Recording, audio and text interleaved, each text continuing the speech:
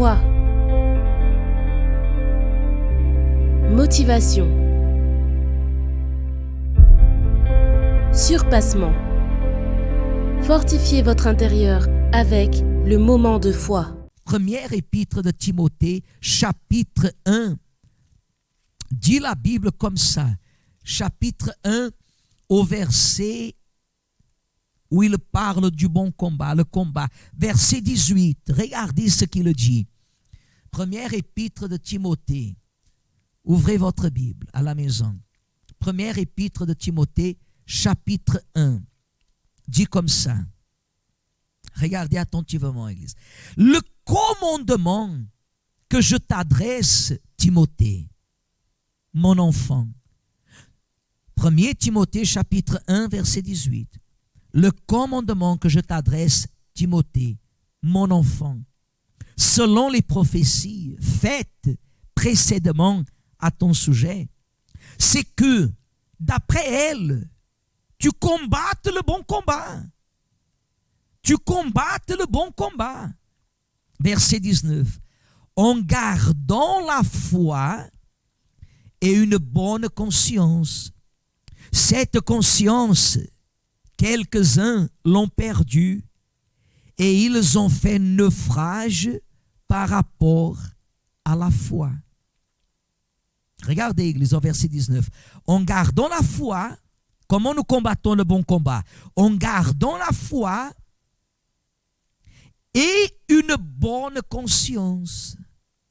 C'est uniquement à travers cette façon d'agir, garder la foi, c'est de ne pas s'éloigner de ce que vous savez qui est la volonté de Dieu, de ce que vous savez qui est la parole de Dieu. Vous gardez votre foi. Vous savez, comme on parlait aujourd'hui encore à l'église, quand quelqu'un s'approche de quelqu'un d'autre pour lui dire « Pourquoi tu donnes la dîme ?»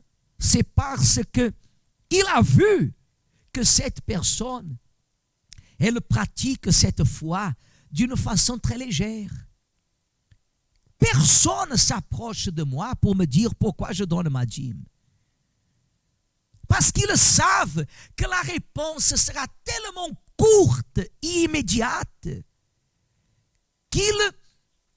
cela ne leur sert à rien de venir me poser ce genre de questions. Pourquoi je ne fais pas ceci? Pourquoi je ne fais pas ça? Pourquoi je fais ça? Pourquoi je fais ça?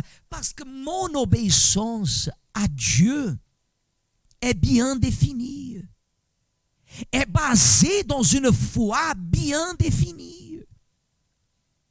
Je ne suis pas fidèle à Dieu, je n'ai pas donné ma vie au Seigneur par hasard. Je ne suis pas fidèle à Dieu dans ma dîme et dans toute ma vie par hasard.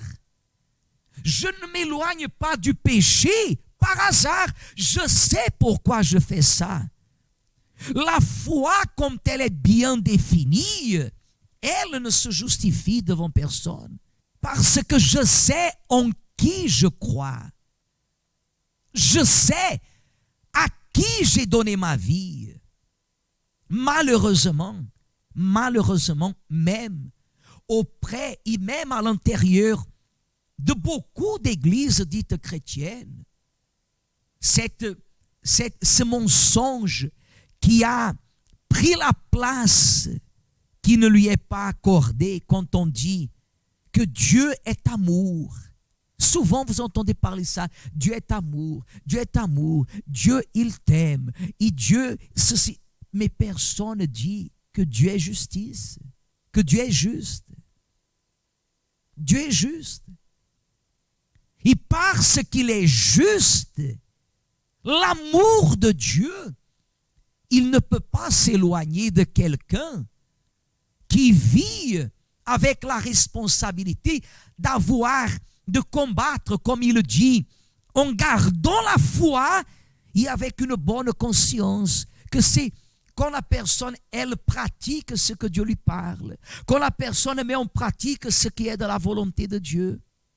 Quand la personne, elle laisse de regarder en arrière et de considérer le passé comme si par le passé, elle a été heureuse et aujourd'hui, ce n'est pas le cas. Non, c'est impossible. Avec Dieu, aujourd'hui, c'est beaucoup mieux qu'hier. Et demain sera mieux qu'aujourd'hui. Même parce que la cible de ma foi, ce n'est pas dans le passé, est devant moi. Le salut de mon âme n'est pas dans le passé. Je vis pour le salut de mon âme. Et le salut de mon âme peut être tout à l'heure, peut être demain, peut être dans quelques jours, dans quelques mois, dans quelques années. Je ne sais pas. Mais dans tous les cas, je sais que le salut de mon âme n'est pas en arrière pour que je perde mon temps et j'abandonne ce bon combat. La conscience, il ne suffit pas de dire comme ça, non, mais moi je sais que je ne vis pas dans le péché. Mais ni toutes les personnes dans ce monde vivent dans le péché. Là où vous êtes dans votre bâtiment, peut-être il y a des personnes qui ne sont pas chrétiennes, peut-être même athées. Ils ont une conduite de vie admirable. Mais ils ne combattent pas le bon combat. À eux, n'a pas été révélé, dévoilé le salut de l'âme jusqu'à présent. Beaucoup sont ceux qui ont permis que le libertinage spirituel qui aujourd'hui on essaie de déguiser avec la grâce de Dieu, qui n'a rien à voir, la grâce de Dieu, c'est une chose.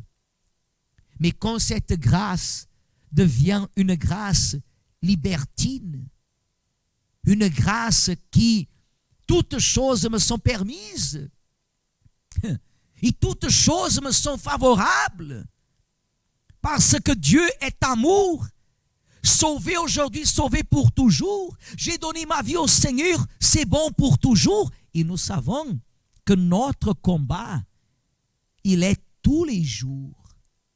Il est à chaque jour. Nous avons un combat à chaque jour. Et c'est pour cela qu'il termine au verset 19 en disant comme ça, cette conscience, quelques-uns l'ont perdue et ils ont fait naufrage par rapport à la foi. Qu'est-ce que ça veut dire qu'ils ont fait naufrage? Ils ont coulé. Ils ont coulé. Ils ont coulé dans la foi.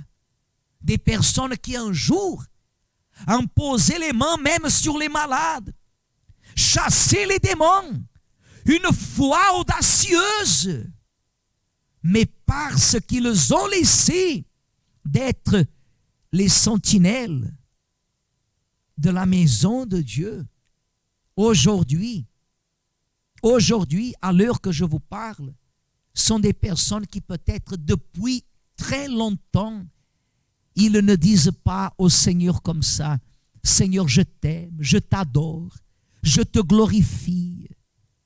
Parce que dans leur tête, même ça, ce n'est plus la peine de faire. La conscience, avoir une bonne conscience et avoir une communion avec Dieu à travers la conscience, combattons le bon combat, gardons la foi. Quand la conscience, elle est éveillée, elle est bien éveillée, elle est bien tournée vers Dieu, la vie du chrétien est une vie extraordinaire.